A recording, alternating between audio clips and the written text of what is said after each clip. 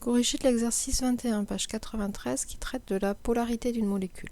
Donc on vous donne un modèle moléculaire, le nom de la molécule, trichlorométhane, et on vous demande s'il s'agit d'une molécule polaire ou pas à partir des données des électronégativités des atomes.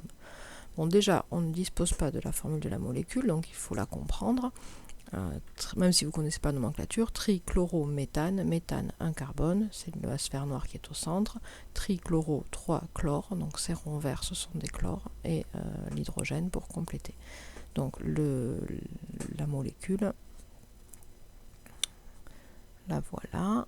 Donc là c'est la formule qu'on appelle développée, puisque je n'ai pas les doublés non liants. Si on veut les chercher, on sait que le carbone n'en a pas. Par contre, sur chaque chlore, vous avez 3 doublés non liants. Ce ne sera pas du tout utile pour cet exercice, mais voilà son schéma de Lewis. Ensuite, on demande est-ce que la molécule est polaire ou pas. Une molécule est polaire, il y a deux conditions. Il faut d'une part qu'elle ait des liaisons polarisées. Donc on va s'intéresser aux différentes liaisons de cette molécule, la liaison carbone-hydrogène et les liaisons carbone-chlore. On regarde les électronégativités des différents atomes. Donc la liaison CH, on a un écart d'électronégativité entre les atomes. L'atome de carbone est à 2,6, l'atome d'hydrogène est à 2,2. Donc j'ai un écart qui n'est que de 0,4. C'est pas suffisant pour qu'on ait réellement une liaison polarisée. Donc ça c'est une liaison non polarisée.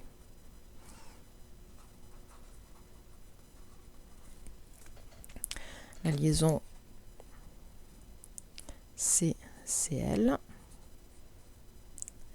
Alors le chlore est à 3,2 et le carbone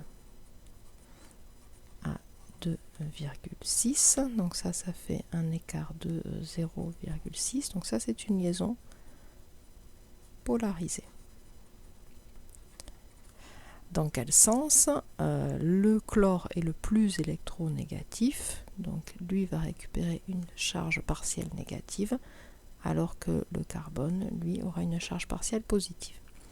Donc globalement, la molécule entière, chaque chlore ici possède une petite charge partielle delta-, et le carbone, du coup, lui, il a une charge assez élevée, de 3 fois delta+. Donc on a bien une molécule avec des liaisons polarisées. Ça c'est la première condition pour qu'elle soit polaire. Deuxième condition, c'est la répartition dans l'espace. Donc il faut bien s'intéresser à la géométrie, d'où l'intérêt de vous avoir mis le modèle moléculaire, mais même sans le connaître, ce modèle moléculaire, on est capable de trouver la géométrie de cette molécule. Le carbone ici est entouré de 4 doublés d'électrons, donc répulsion maximale de ces doublés liants, ça nous met le carbone au centre d'un tétraèdre.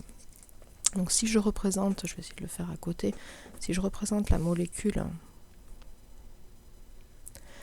un petit peu avec une structure tridimensionnelle, on aura une liaison, je vais essayer de respecter un petit peu ce qu'ils ont fait à côté, le chlore. Voilà à peu près l'allure de la molécule, vous reconnaissez le tétraèdre. Si j'essaie de dessiner ça avec des... on retrouve la structure tétraédrique là. On a une base, pas très jolie. On a une base triangulaire avec l'hydrogène et 2 chlores, et le troisième chlore qui est au-dessus. Comment se répartissent les charges? Alors, la charge positive, elle est vraiment au niveau de l'atome de carbone, ici. Les charges négatives qui sont sur les 3 chlores.